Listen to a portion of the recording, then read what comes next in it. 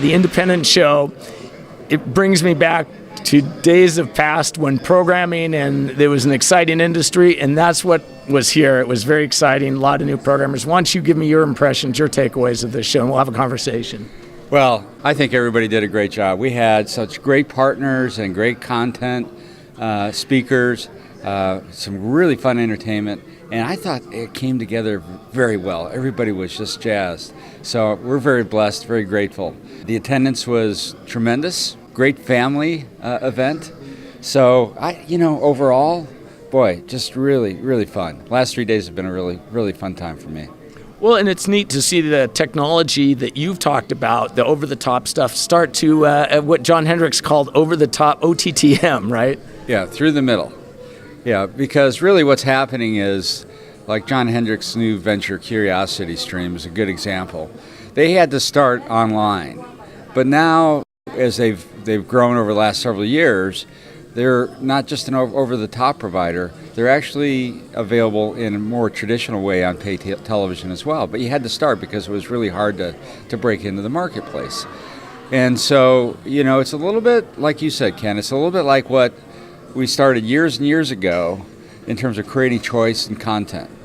But now it's different because that choice is also empowered with multi-screen capability. It's on demand. It's not linear. It's something that has probably higher quality productions. And so we're glad to see John Hendricks back.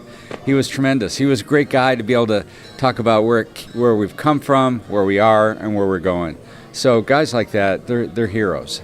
Well, and that was the theme of this, and it does go along a theme of several years ago where you were talking about how do you bring these kind of over-the-top in, and now you're actually seeing it manifest itself in real service offerings. No, that's very true. And so I think the over-the-top world, and at least in our case, is going to morph. It's really going to turn into additional sets of content choices that our members can offer to consumers. I think one of the other main themes, and it started in our opening panel. Frank Luntz kind of really emphasized it with the power of words, is really defining what business you're in, right? Because you can be trapped in the mindset that, we're a pay TV provider. That's not what our members are. They're much more than that. And so throughout the show, I think we heard folks on stage kind of challenging the audience to think about, what does the consumer want? What's the customer want? Let's talk their language. The members have a tremendous capability, a power to be able to serve that customer across all kinds of information and entertainment sources. So the shift is occurring. We're shifting away from dependency on the traditional pay TV world to one that's broadband-centric. But broadband-centric means it's an opportunity to bring additional content to those consumers in a way that's super convenient. Speaking of kind of moving forward and forward-looking and beyond just the video, there was quite an emphasis on wireless and 5G. Wireless has become a big topic for a lot of our members. We've got several companies that are already in the wireless business. It's something they've been doing for years. So you look at the large MVPDs talking about their wireless ventures. A lot of these companies have been doing it. So it's a wonderful opportunity to learn from them, have them share their experiences.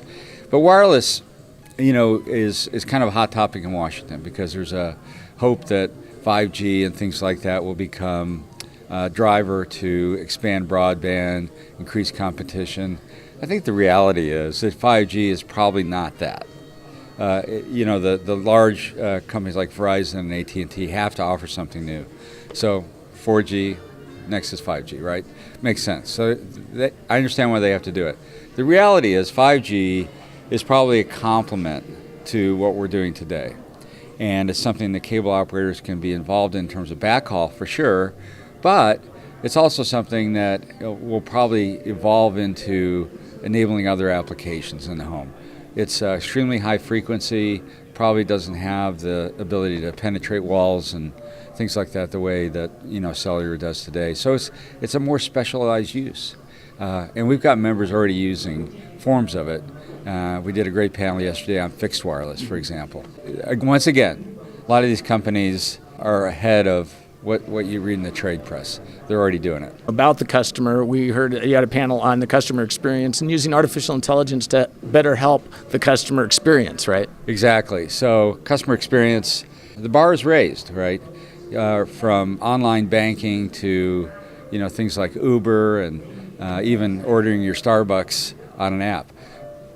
Consumers really value that convenience, almost are expecting it now. And so as providers, our members, they're looking for ways to make that seamless experience happen. Low friction, low hassle, make it easy. Frank Lund said something about operators should consider themselves a technology company because people respect technology companies, right? So, position yourselves that way. That's right. So Frank, he had several really good charts, and we're going to make them available to our members. He was phenomenal. But he's exactly right, Ken. He talked about what words, what titles resonate with consumers, and that translated into suggestions on how our members should view their business. And cable operator is not a term that endears you to the consumer, but a provider of technology, a technology service company. Those things mean a lot because what it tells the consumer is you're here to make their life better, make it easier, you're going to provide more information, more entertainment, and we saw from Cable Labs a vision of the future, which involves very practical things in the home, aging in place, the capability of doing medical, sensors, things like that are really forthcoming. Well, in your keynote speech lunch with Tan Lee, really talking about how it will really transform people. Oh yeah, Tan Lee. She only touched on part of the real story there. Her life is a story in itself as a refugee from Vietnam, and